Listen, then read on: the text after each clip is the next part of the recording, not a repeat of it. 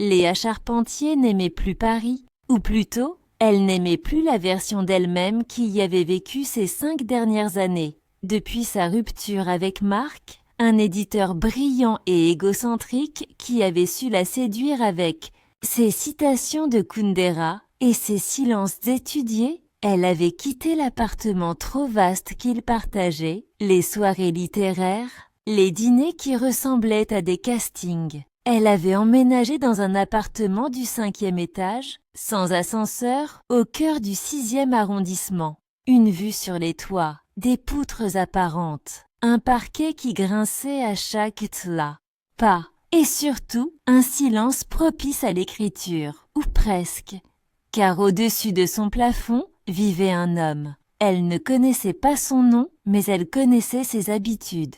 Il marchait pieds nus, jouait du piano après minuit et fredonnait parfois de vieux airs de jazz. Un rythme de vie étrange, presque parallèle au sien.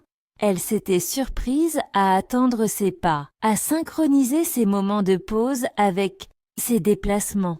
Un soir, après une journée où les mots refusaient de venir, Léa s'effondra. Assise au sol, dos contre le mur, un verre de vin à moitié vide dans la main, elle laissa les larmes couler, longtemps, sans retenue. Le lendemain matin, elle trouva une enveloppe glissée sous sa porte. Papier ivoire, écriture manuscrite soignée. À l'intérieur, une simple phrase. « Tu fais du bruit quand tu pleures ». Elle relut 3 fois. Ses mains tremblaient légèrement. Elle ouvrit la porte, regarda dans le couloir. Vide. Cette phrase, ni gentille, ni cruelle, constative, franche. Elle sentit un frisson remonter le long de sa nuque. Elle passa la journée à écouter, à noter les sons. Chaque mouvement au-dessus prenait une nouvelle signification. Était-ce lui? Était-ce une invitation?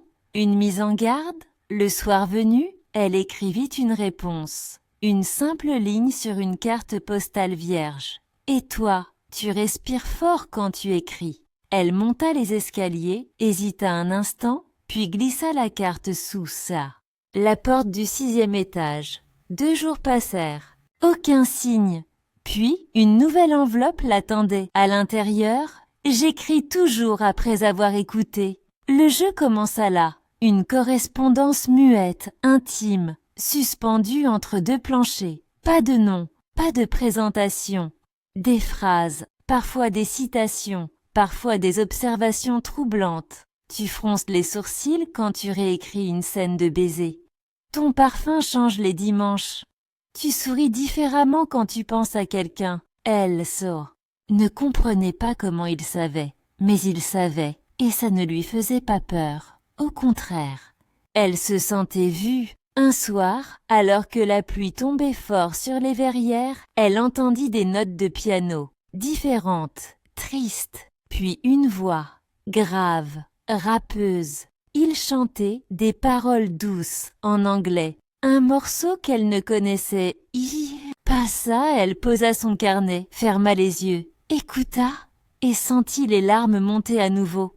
Mais cette fois, elles ne lui faisaient pas peur. Elles étaient accueillies. Elle décida de monter. Pieds nus, en pull large. Il était presque minuit. Elle gravit lentement les marches jusqu'au 6e. Devant la porte, elle hésita. Puis, frappa un silence. Puis un pas, la porte s'ouvrit. Lui, cheveux noirs en désordre, une barbe de quelques jours, un regard bleu trop clair pour être paisible. Il ne sembla pas surpris. « Je ne pensais pas que tu viendrais. » Elle ne répondit pas. « Tout de suite, c'est vous !» Depuis le début, un sourire discret. « Je croyais que c'était évident. » Elle le fixa, hésitante. « Pourquoi faire ça? Pourquoi ne pas juste venir frapper à ma porte? Parce que tu semblais écrire mieux quand tu croyais que personne ne te regardait. » Un silence. « Et maintenant ?» demanda-t-elle. Il s'écarta, ouvrit un peu plus la porte. « Maintenant tu peux entrer, ou rester sur le seuil. Mais si tu entres, je veux que tu saches une chose. »« Quoi ? Je ne suis pas... » Un personnage, je ne ferai pas semblant. Elle le regarda puis entra. Léa entra.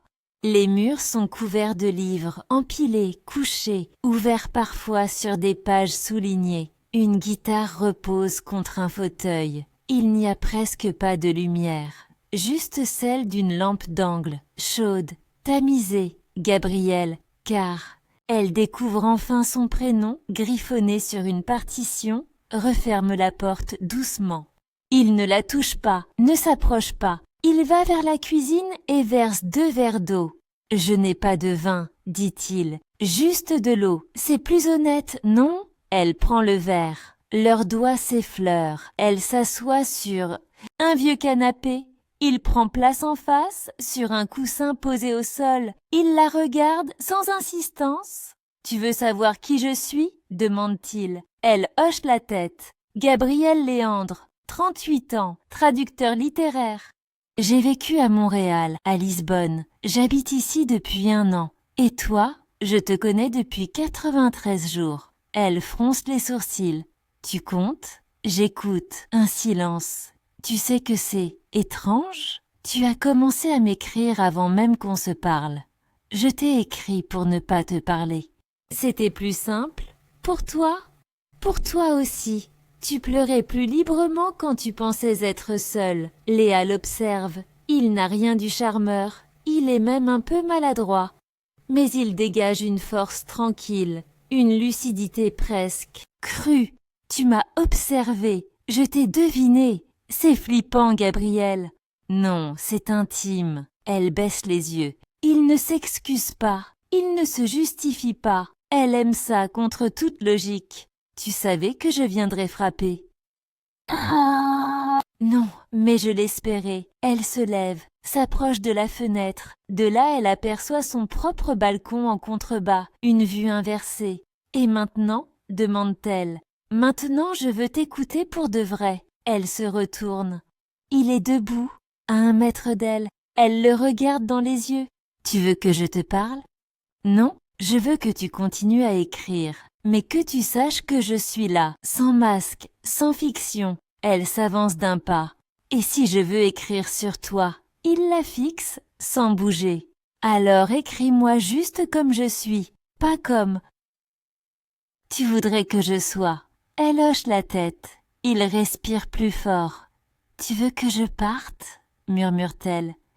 Je veux que tu restes jusqu'à ce que tu sois prête à partir. Elle reste. Ils ne s'embrassent pas.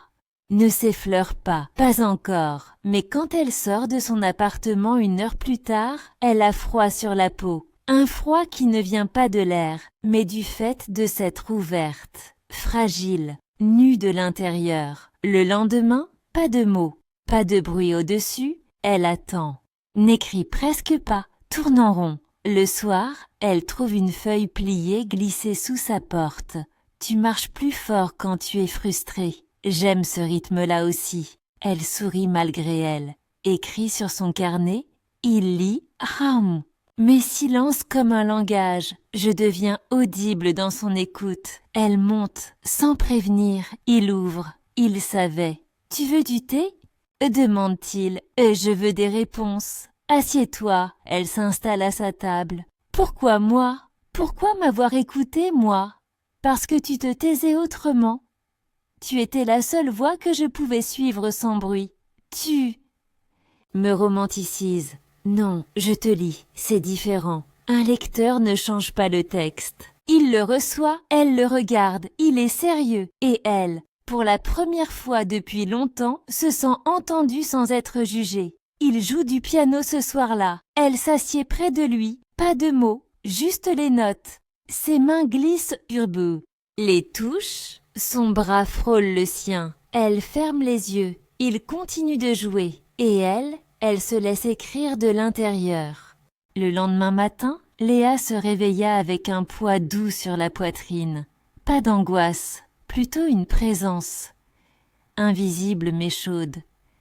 Elle pensa à Gabrielle, à ses mains sur le piano, à la manière dont il regardait les touches, pas elle. Et pourtant, c'était elle qu'il jouait. Elle passa la matinée à écrire.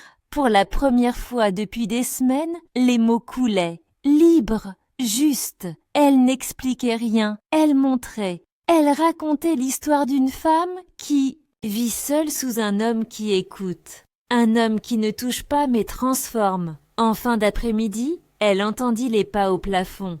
Le même rythme, un peu plus lourd. Elle sourit, puis frappa le manche d'un balai contre le plafond, 3 fois, une vieille blague de voisin.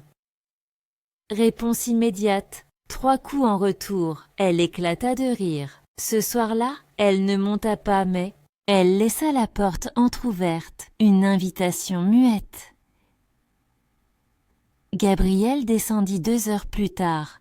Pas de bruit, juste une silhouette dans l'embrasure.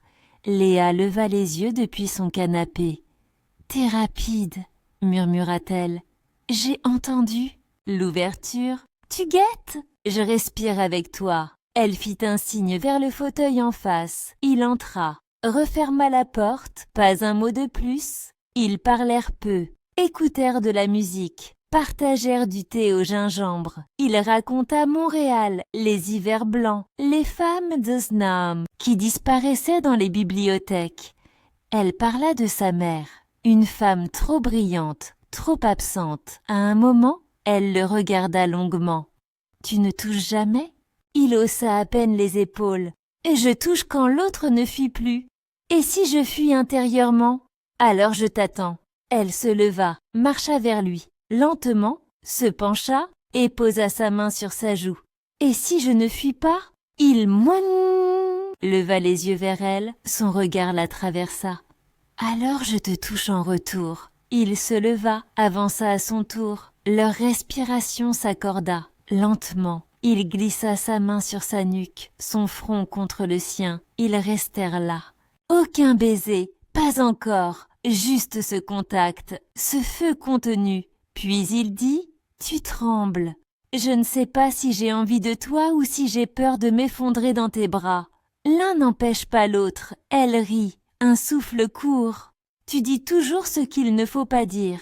Je dis ce que tu n'oses pas penser. » Ils finirent par s'asseoir à nouveau. Trop tôt, trop fort, trop dangereux. Mais tout avait changé. Le contact avait eu lieu. Pas un dérapage, un accord.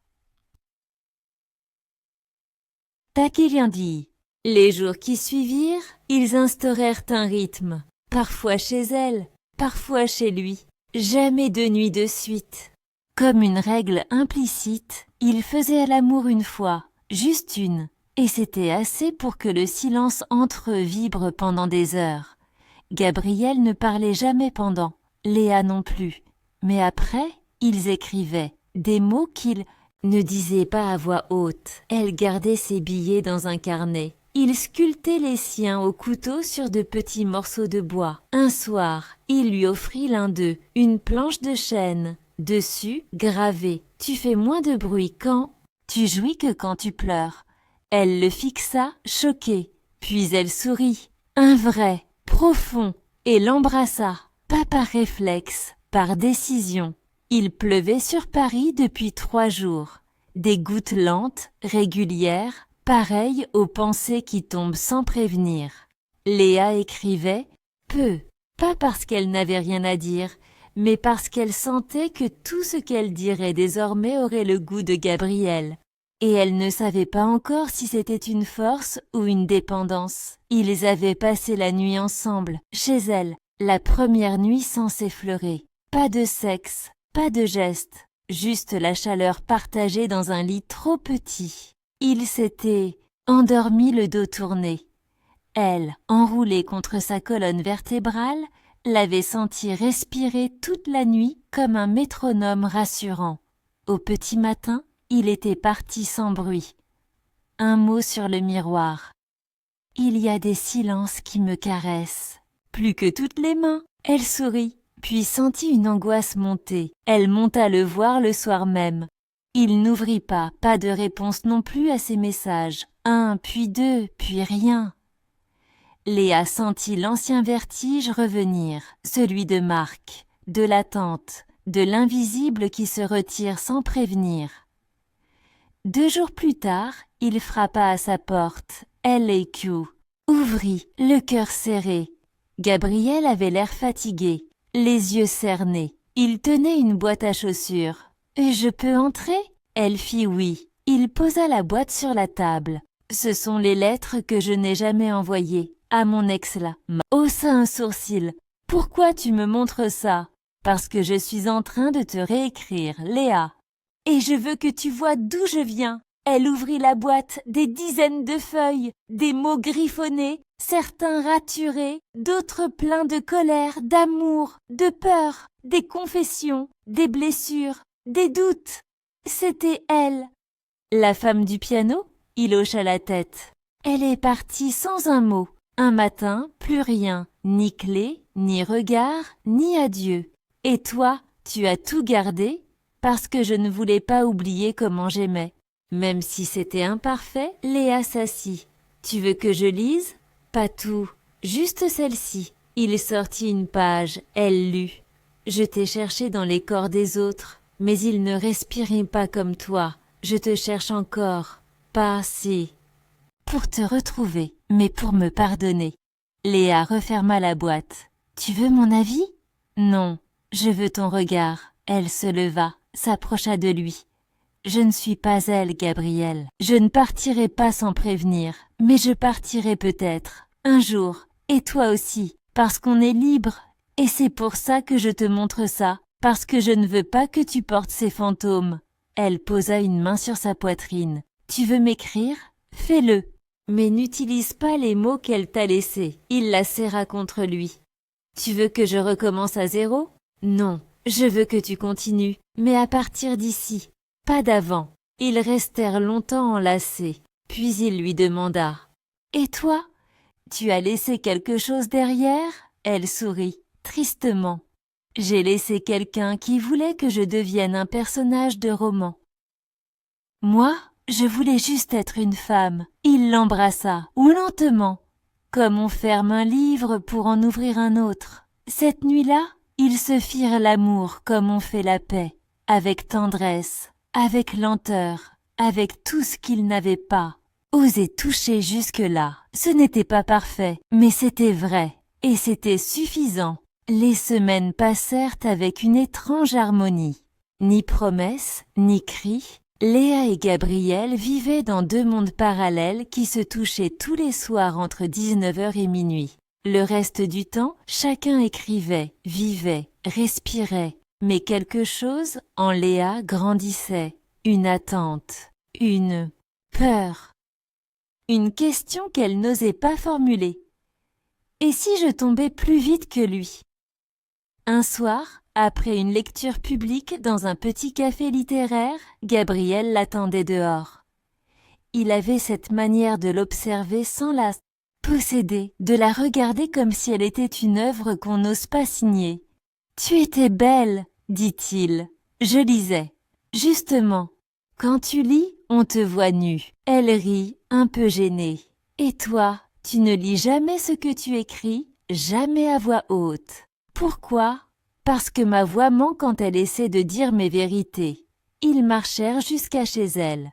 Léa sentait son cœur battre plus vite. Elle ne savait pas pourquoi. Elle avait envie de lui parler, de lui dire ce qu'elle ressentait. Mais les mots restaient coincés dans sa gorge. Ils arrivèrent. Elle ouvrit la porte. Il entra.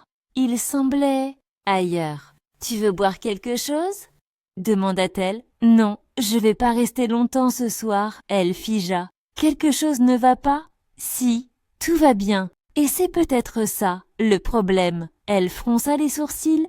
Je ne comprends pas. Il s'assit sur le canapé, regarda ses mains. Léa, je n'ai jamais su rester quand les choses deviennent vraies, quand l'autre commence à me voir. Pas comme un mystère, pas comme une obsession, mais comme un homme, juste un homme. Elle s'approcha. Et si?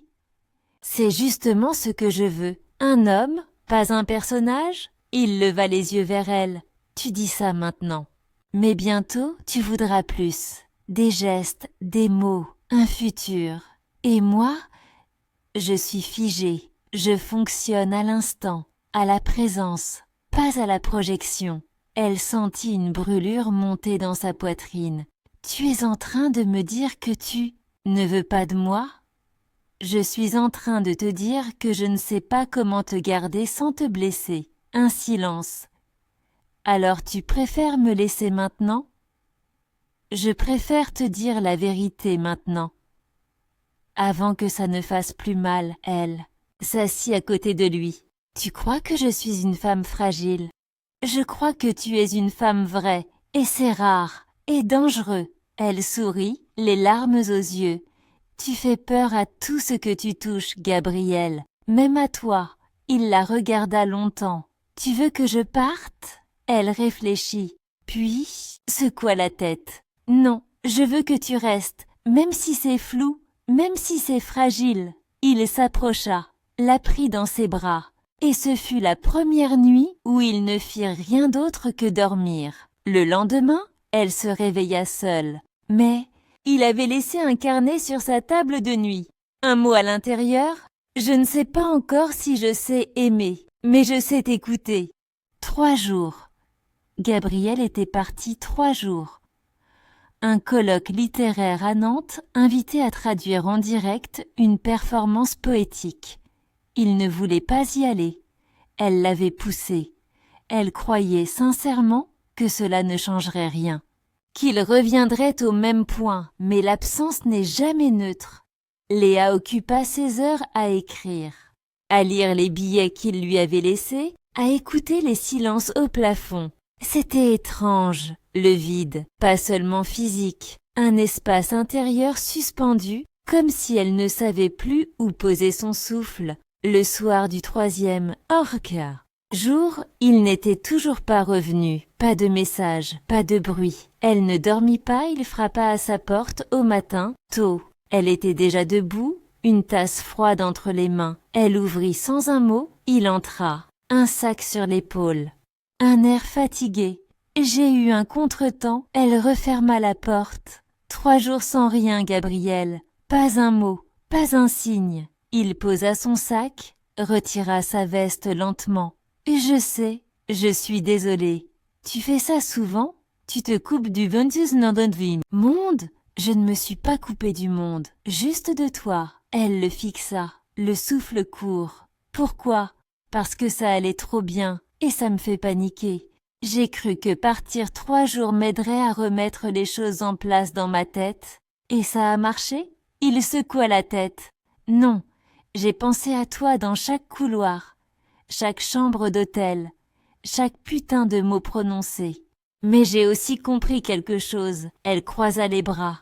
Dis-moi que si je continue comme ça, je vais te perdre. Et cette fois, ce sera ma faute. Un silence épais. Léa s'assit. Il restait debout, face à elle. Alors, demanda-t-elle, tu veux quoi maintenant? Je veux te proposer quelque chose. Je t'écoute. Viens avec moi à Lisbonne. 1 semaine, juste toi et moi. Pas de plan, pas d'échappatoire. Elle cligna des yeux. Pourquoi Lisbonne? Parce que c'est la seule ville où j'ai été heureux seule, et j'aimerais voir si je peux y être heureux avec quelqu'un. Elle s'est pas dit. Réfléchit longtemps, puis dit. Tu sais que ce genre de geste, c'est presque une déclaration. Ce n'est pas presque, c'en est une. Elle sourit. Alors d'accord, pour Lisbonne, mais à une condition. Laquelle? Que tu ne partes plus sans me dire au revoir, même si c'est pour 3 heures. Il s'approcha, l'embrassa sur le front.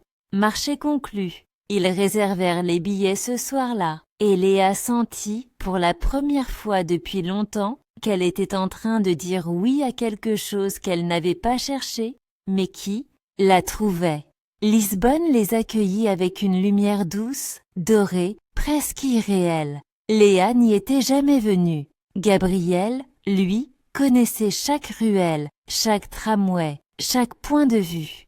Mais cette fois, il ne marchait pas seul. Leur appartement était simple. 2 pièces, une terrasse qui donnait sur les toits inclinés de l'Alfama, les cris des mouettes, les cloches, l'odeur du café noir. Un autre rythme. Dès la première nuit, Léa sentit que quelque chose changeait. Ce n'était plus le refuge discret du 6e étage, c'était la vie réelle. Ils passaient leur journée à errer.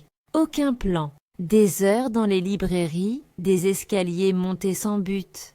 Gabriel lui montrait les lieux où il avait écrit ses premières traductions. le café où il avait pleuré, le pont qu'il traversait quand il doutait de tout. Il ne se protégeait plus. Il se racontait et Léa écoutait, pas comme une amante, comme une témoin. Une nuit, sur la terrasse, ils partagèrent une bouteille de vin local. Gabriel regardait les étoiles. « Tu sais pourquoi je suis revenu à Paris après Lisbonne ?» demanda-t-il. « Non, parce que j'avais compris que le bonheur solitaire avait ses limites.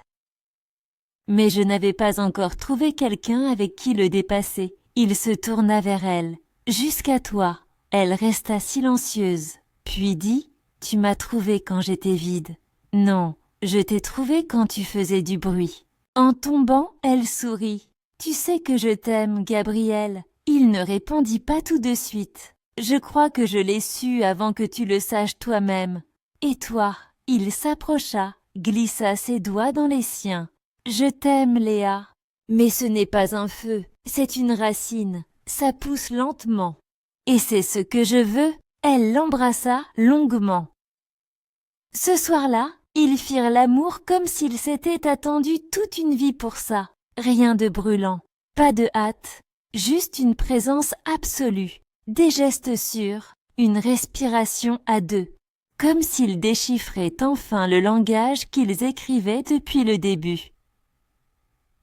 Les jours suivants furent doux, mais tout ce qui monte doit redescendre. Et au 6e jour, Gabriel reçut un appel. Une maison d'édition brésilienne voulait l'inviter pour une résidence d'1 mois à São Paulo, départ en 15 jours. Il en parla à Léa, assis sur un banc face au Tage. « Et moi, je fais quoi pendant que tu traduis là-bas » demanda-t-elle. « Ce que tu veux, tu écris, tu vis. Et nous deux ?»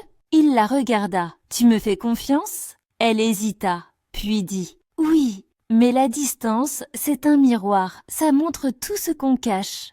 Alors, on verra ce qu'on a oublié de se dire. » Gabriel partit une semaine plus tard. L'aéroport était gris.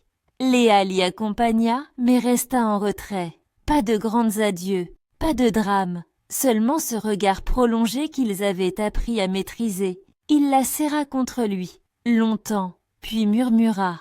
« On se retrouve au 6e. » Elle hocha la tête, et il s'éloigna. Les premiers jours furent supportables. Léa remplit son temps de projet. Elle s'inscrivit à un atelier de poésie contemporaine, retravailla un manuscrit oublié, repeignit sa chambre. Gabriel écrivait tous les soirs, de longues lettres qu'il envoyait par mail, parfois audio, parfois écrites à la main et scannées. « Aujourd'hui, j'ai pensé à ton silence entre 2 phrases, celui que tu laisses comme « un souffle ». J'essaie d'écrire avec ce rythme-là. Léa répondait, mais moins souvent, moins longuement. Elle sentait en elle une chose étrange. La distance ne creusait pas le manque. Elle révélait une attente qu'elle ne savait pas nommer. Un matin, elle reçut une lettre différente, plus courte. « Je sens que tu t'éloignes. C'est peut-être une illusion, peut-être une peur. Mais si tu t'éloignes, dis-le-moi. Je préfère la lucidité à l'espoir mal placé. » Léa resta des heures à fixer ce message. Elle ne savait pas quoi répondre. Elle ne voulait pas blesser, ni mentir.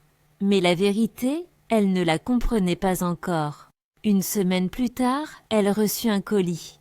Pas de mots. À l'intérieur, un petit dictaphone et une note manuscrite. « Raconte-moi ta journée, comme si j'étais là. Je veux t'entendre, pas te lire. » Elle hésita.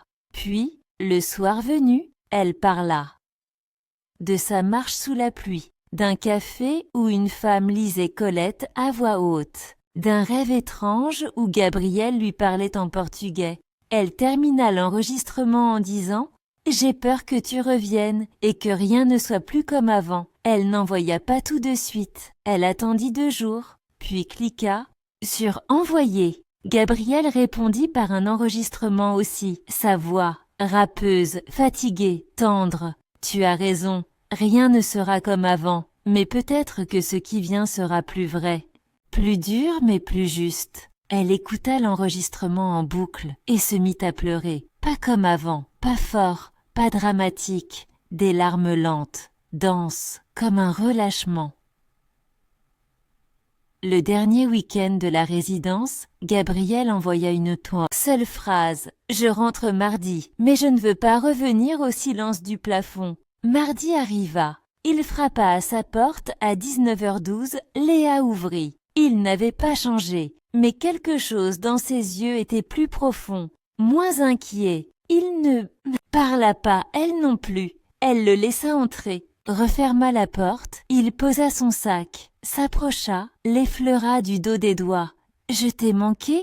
demanda-t-il. Elle sourit. « Non, mais ton absence m'a appris que je ne veux plus t'attendre. Je veux te vivre. » Il ferma les yeux, puis l'embrassa longtemps.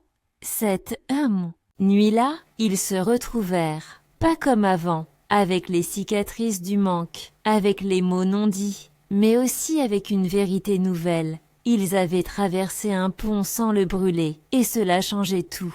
Ils avaient décidé, sans le dire vraiment, de vivre un peu plus ensemble. Pas d'emménagement, pas de valise, juste des présences prolongées, des matins partagés, des nuits régulières, des silences moins ponctuels. Pendant quelques semaines, cela fonctionna, ils s'apprivoisaient, ils réapprenaient à être deux. Gabriel, de retour de São Paulo, semblait plus ancré. Il cuisinait, laissait ses livres traîner, lisait à haute voix des extraits qu'il traduisait. Il remplissait l'espace sans l'envahir. Léa, elle, se surprenait à sourire sans raison, à écrire mieux, plus vite, à se perdre dans ses pensées, non plus pour fuir, mais pour construire. Elle ne vivait plus dans l'attente, elle vivait avec. Mais l'équilibre est une chose fragile.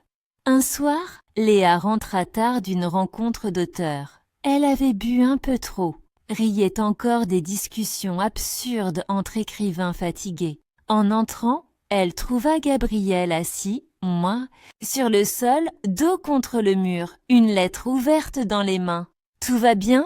demanda-t-elle. Il leva les yeux, hésita, puis tendit la lettre, elle la lut, une proposition de poste. Pour lui, à Montréal 6 mois, traduction d'un recueil, résidence, tous frais payés, studio dans le Vieux-Port. Elle serra la feuille. « Tu avais postulé ? » ?»« Non, c'est eux qui m'ont écrit. Ils ont vu mon travail depuis le Brésil. »« Et tu veux y aller ?» Il ne répondit pas tout de suite. « J'ai besoin d'y réfléchir. Je voulais t'en parler d'abord. » Elle hocha la tête. « Tu as déjà la réponse. »« Pas encore. »« Si, tu veux y aller. Ça se voit. » Il se leva, s'approcha. « Léa, je ne veux pas partir sans toi. Et tu crois que je vais faire quoi? Tout quitter? Paris? Mon livre? Ma vie? Je ne te demande pas ça. Je te demande si tu penses qu'on peut survivre à une autre distance. » Elle se recula. « Tu disais que tu étais là, que tu ne fuirais plus.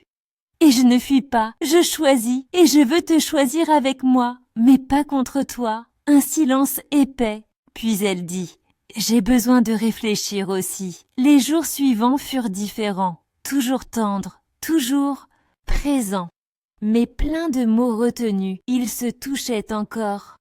Mais les gestes avaient une gravité nouvelle, comme si chaque baiser portait la question. « Est-ce le dernier avant que tu partes ?» Un soir, Gabriel rentra avec une boîte en son disant « Bois, petite, carrée, c'est quoi ?» demanda-t-elle. Un sablier. Il le posa sur la table, le retourna. Le sable commença à couler. « On a 15 jours, Léa. Après ça, je devrais répondre. »« Et tu veux quoi qu'il reste, quand tout le sable sera en bas ?» Il s'approcha, murmura, contre sa tempe. « Toi !» Le sablier avançait. Chaque soir, Léa le retournait mécaniquement. Le sable tombait en silence, comme un décompte invisible. Elle n'en parlait pas, Gabriel non plus. Mais le bruit était là, dans chaque pièce, dans chaque regard. Ils vivaient ensemble comme on vit une dernière saison. Plus attentifs, plus présents, plus vulnérables. Léa se surprenait à observer Gabriel, à mémoriser ses gestes, la manière dont il attachait ses cheveux, comment il caressait la couverture du livre avant de le refermer. Le froncement de sourcils lorsqu'il cherchait un mot juste. Elle savait qu'elle voulait rester avec lui, mais elle ne savait pas comment. Un soir, elle sortit seule. Elle marcha longtemps, jusqu'au pont Neuf, jusqu'au quai désert. Elle appela son amie Adèle, qu'elle n'avait pas vue depuis des semaines. « Et si je le suivais à Montréal ?» demanda-t-elle, sans même dire bonjour. Adèle rit doucement. « Tu me demandes si tu dois quitter ta vie pour un homme ? Je te demande si quitter une vie figée pour une histoire qui bouge, c'est perdre ou vivre un silence. » Puis Adèle dit, « Ce n'est pas lui que tu veux suivre, Léa, c'est toi que tu veux retrouver à travers lui. » Léa rentra tard. Gabriel l'attendait, il lisait, il leva les yeux. « Tu es allé loin ? Jusqu'à moi, je crois. » Il referma le livre. « Et je crois que j'ai peur de t'aimer plus que toi tu ne sais rester. » Il se leva. « Et moi, j'ai peur que tu partes un jour sans me regarder. Mais je suis là. » Pour combien de temps ? Elle s'approcha. Pour le temps que ça vaut.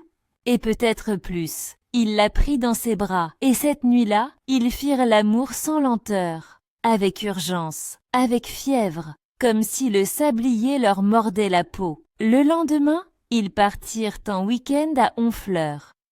Petite maison au bord de Emesendio. L'eau, pluie fine, feu de cheminée. Ils ne parlèrent presque pas du départ, mais chaque geste était un « je t'aime » retenu. Chaque silence, un reste inavoué. Le dernier soir, devant la mer, Gabriel demanda « Si je te dis de ne pas venir, tu m'en voudras ?» Elle mit du temps à répondre. « Si tu me demandes de rester ici pour toi, oui. Mais si tu veux aller, là-bas pour toi, alors je te laisserai partir. » Il hocha la tête. « Et si je veux que tu viennes parce que j'ai peur sans toi ?» Elle posa sa main sur sa joue. « Alors je viendrai, mais pas pour te rassurer. Pour marcher avec toi. » Ils rentrèrent à Paris. Le sablier s'était presque vidé, il ne restait qu'un soir. Le jour du départ arriva sans grand bruit. Gabriel faisait sa valise lentement, comme s'il pliait aussi des souvenirs. Léa l'observait. Depuis le lit, les genoux repliés sous une couverture. Chaque chemise qu'il rangeait semblait enlever quelque chose à l'appartement. Il ne parlait pas beaucoup, il s'était déjà tout dit. Le taxi était prévu pour 16h à midi. Ils partagèrent un déjeuner silencieux. Du pain frais, du fromage, des pommes coupées en quartiers. À 14h, ils firent l'amour, pas par désir, par nécessité, par peur de l'absence. Il ferma sa valise, puis regarda autour de lui. « Il manque quelque chose, dit-il. » Léa s'approcha. « Quoi ?» Il sourit, triste. « Toi ?» Elle hocha la tête. « Et toi ? Tu vas me manquer comme un plafond trop silencieux. » Ils descendirent ensemble. Le taxi attendait. Moteur allumé. Chauffeur discret. Gabriel posa sa valise dans le coffre, puis prit les mains de Léa. « Tu ne viens pas ?» murmura-t-il. « Pas encore. » Il ne demanda pas pourquoi. Elle ne promit rien. Ils s'embrassèrent, lentement, puis il monta, et le taxi s'éloigna. Pendant plusieurs jours, Léa vécut comme un fantôme dans son propre espace. Elle écrivait, mais sans feu. Elle sortait, mais sans élan. Le plafond était trop silencieux. Gabriel, lui, écrivait tous les jours. Des lettres longues, des anecdotes, des fragments de pensées. Aujourd'hui, j'ai vu une femme dans un café qui avait ton sourire, mais pas ta voix. J'ai rêvé que tu dormais à côté de moi, mais quand je me suis réveillée, j'étais entourée de pages blanches. Léa lisait, mais ne répondait pas toujours. Elle ne savait pas encore ce qu'elle voulait, pas complètement. Un soir, elle monta au 6e. La porte de Gabriel était fermée, mais elle avait la clé. Imaginini la lui avait laissée, sans commentaire. Elle entra.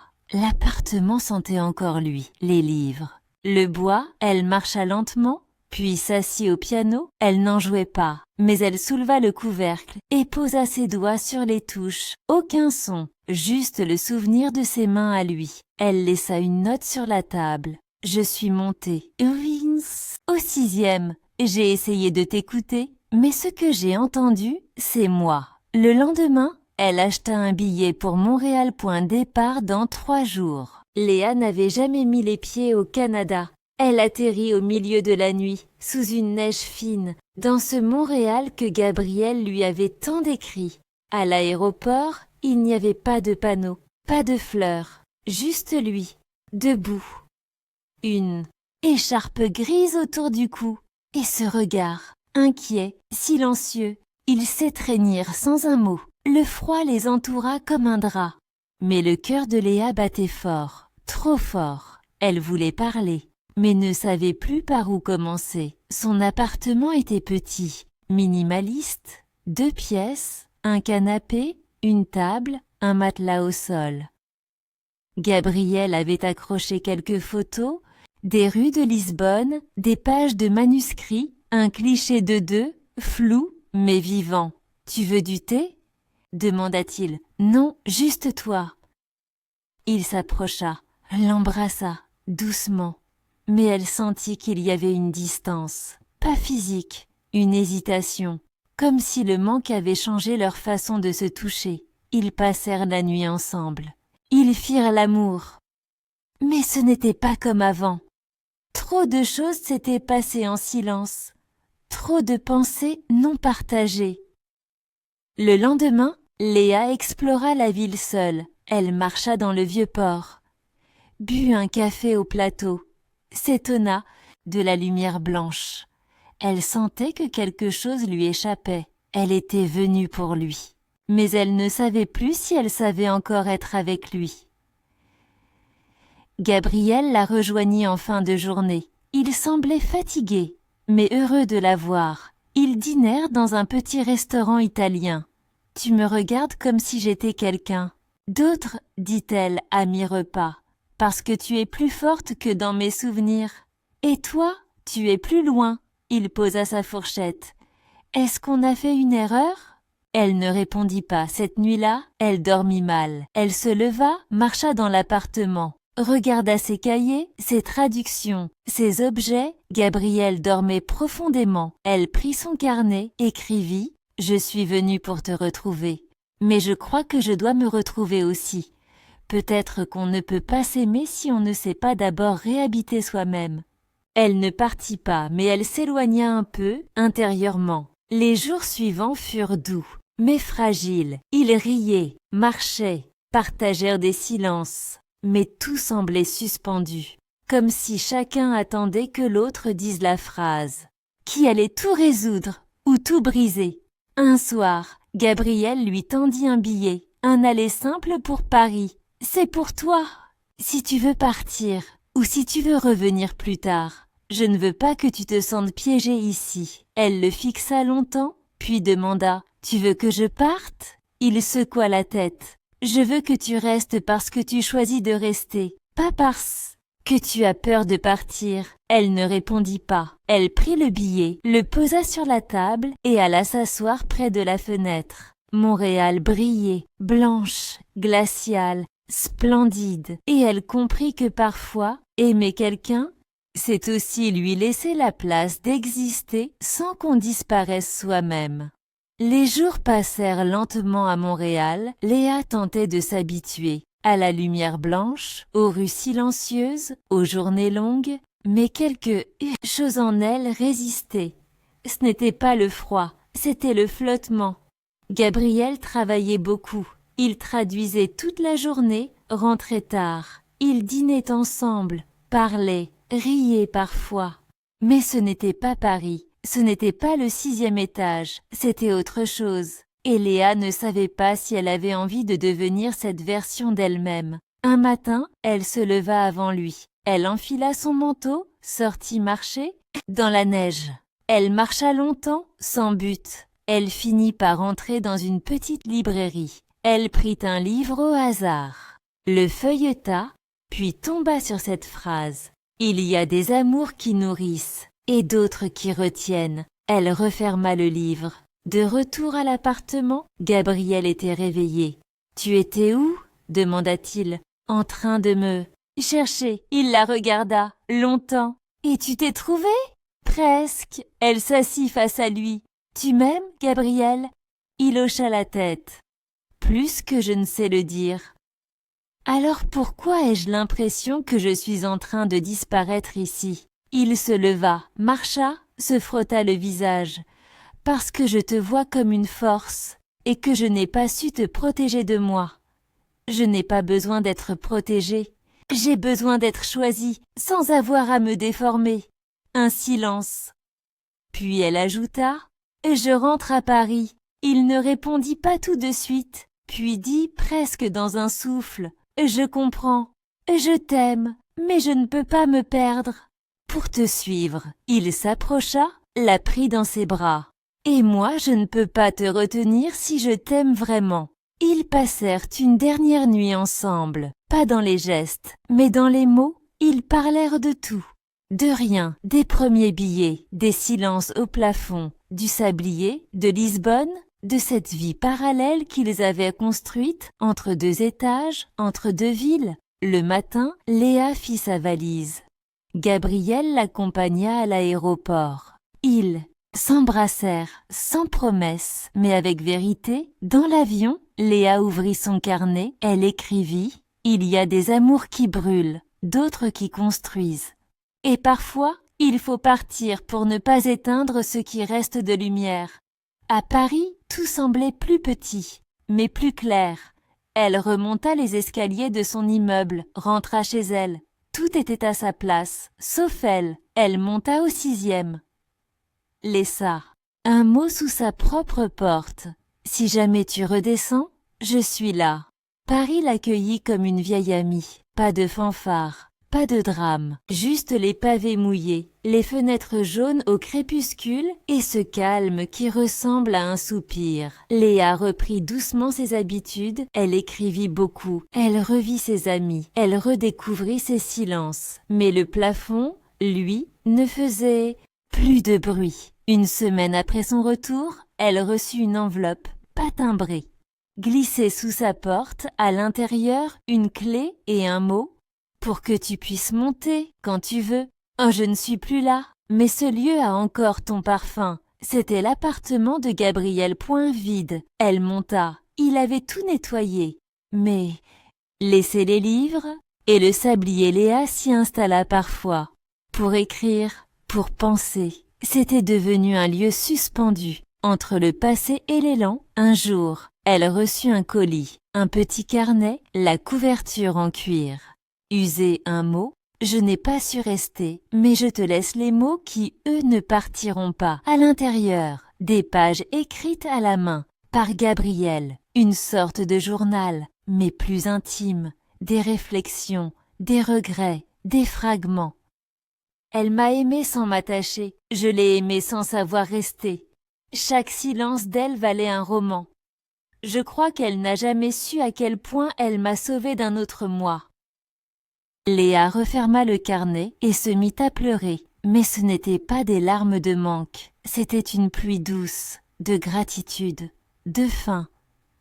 Les jours devinrent des semaines, puis des mois. Elle publia un nouveau roman, un roman différent, plus nu point plus. Vrai, le titre, l'étage au-dessus. Lors de la soirée de lancement, quelqu'un lui tendit un exemplaire à signer, une main masculine. Elle leva les yeux, Gabriel plus mince, plus calme, mais les mêmes yeux, ils se fixèrent, longuement. Puis, il dit, « Ce livre est beau. On dirait qu'il a été écrit à deux. » Elle sourit. Peut-être qu'il l'a été. Un silence, puis il ajouta, « Je ne suis plus à Montréal. »« Tu es où ?»« Ici, mais plus en haut. Je me suis installée en face. Rue Madame. » Elle baissa les yeux.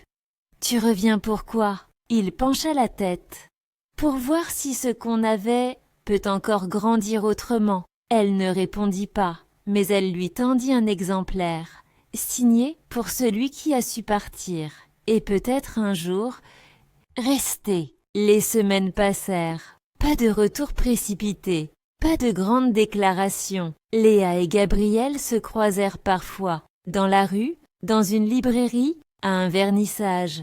Ils échangeaient quelques mots, un sourire, une tension dans le regard. Mais ils laissaient le temps poser sa main sur leur silence. Un jour de mai, Léa reçut une invitation, un petit carton gris. Vendredi, 19h30, un verre au 6e, pas le nôtre, mais celui d'un autre temps. Elle sourit, et elle sut qu'elle irait. L'appartement était différent. Quelqu'un d'autre l'avait réaménagé, mais il avait loué le même type dans l'immeuble voisin. Même étage, même hauteur, même lumière. Elle entra. Il avait mis de la musique douce. Pas du piano. Un vieux disque de jazz français. Le vin était ouvert. 2 verres. « Tu as recréé l'endroit ?» demanda-t-elle. « J'ai recréé le souvenir. »« Et pourquoi maintenant ?» Il s'approcha. « Parce que j'ai cessé de croire, qu'on pouvait recommencer. Et j'ai commencé à croire qu'on pouvait continuer. » Autrement, elle hocha la tête. Moi aussi. Ils s'assirent, parlèrent longtemps des mois passés, des pages écrites, des silences digérés. Gabriel ne proposa rien, Léa ne demanda rien, mais à minuit, elle resta, pas par vertige, par évidence. Ce soir-là, ils dormirent ensemble, pas comme avant, pas pour combler un vide, mais pour partager un plein. Les jours suivants, ils ne mirent pas d'étiquette, ils se voyaient, ils écrivaient. Ils respiraient côte à côte, un amour moins urgent, moins spectaculaire, mais plus calme, plus ancré. Un matin, Léa monta avec un sac, elle entra sans frapper. Il leva les yeux de son clavier. « Tu emménages ?» demanda-t-il. « Non. » Elle posa le sac. « Mais je crois que je suis prête à ne plus fuir quand ça va bien. » Il sourit. « Moi aussi. » Sur la table, un nouveau sablier. Vide cette fois, ils ne le retournèrent pas, ils le laissèrent ainsi. Parce que certaines histoires n'ont pas besoin d'être chronométrées.